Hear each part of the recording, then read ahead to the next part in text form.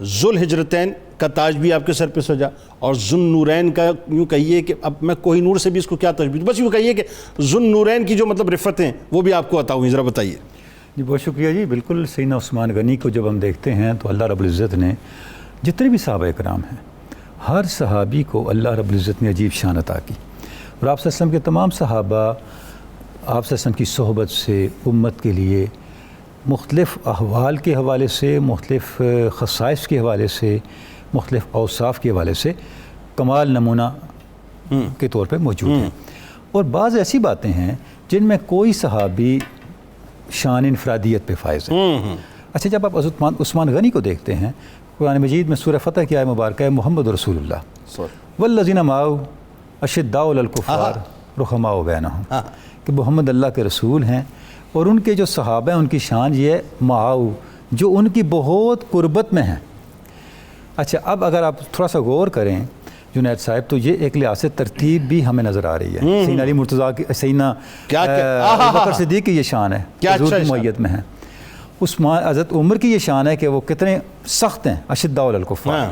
اور رحماء بینہم، سراپا ہمدردی رحم دلی، حضرت عثمان غنی کی شان۔ اللہ اور آپ دیکھیں کہ یہ وہ وصف ہے عثمان غنی کا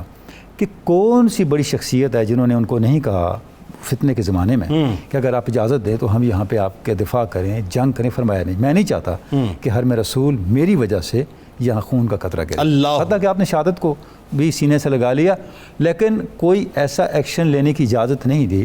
جس کے نتیجے میں وہاں کوئی خون خرابہ ہوتا۔ تو یہ ایک وصف جس کو قرآن مجید نے ترتیب کے ساتھ بیان کیا۔ درست۔ اچھا، اب جب آگے آتے ہیں آپ کی زندگی کے اندر تو اللہ رب العزت نے بہت سی ایسی فضیلتوں سے آپ کو نوازا، جن میں سے دو کا ذکر ابھی آپ نے کیا کہ ہجرت کا جو معاملہ ہے کہ جس وقت وہاں پہ سختیاں شروع ہوئیں کفار کی طرف سے، حضرت عثمان غنی جب اس ایمان لے کے آئے تو آپ کے چچا نے آپ پہ بڑی سختیاں کی، حکم بن العاص نے، اور آپ پہ بہت تشدد کیا تاکہ آپ کی پوری فیملی نے آپ کا بائیکاٹ کیا۔ اور جب یہ مظالم حد سے زیادہ بڑھ گئے تو آپ صلی اللہ علیہ وسلم نے پھر آپ کو ہجرت کا اشارہ دیا، تو آپ حضرت رقیہ کے ساتھ حبشہ کو ہجرت کر کے۔ اچھا، اب حضرت عثمان پہلے صحابی ہیں جنہوں نے ہجرت کی۔ اللہ، پہلی ہجرت حبشہ ہے، اور اس ہجرت کے پہلے مہاجر اللہ حضرت عثمان ہے، اور نہ صرف حضرت عثمان خود ہجرت کر کے جا رہے ہیں بلکہ اپنی زوجہ کے ساتھ، اپنی فیملی کے ساتھ ہجرت کر رہے ہیں۔ اور سرکار علیہ السلام نے لوط علیہ السلام کی مثال دی، کیا فضیلت، کیا فضیلت ارشاد فرمائی کہ اس پیغمبر محترم کے بعد اگر کسی نے اللہ کی رضا کے لیے اللہ کی راہ میں اپنی زوجہ کے ساتھ ہجرت کی تو وہ عثمان ہے۔ اللہ، تو یہ بہت بڑا شرف ہے۔ اللہ، اور آپ وہاں پہ تشریف لے گئے،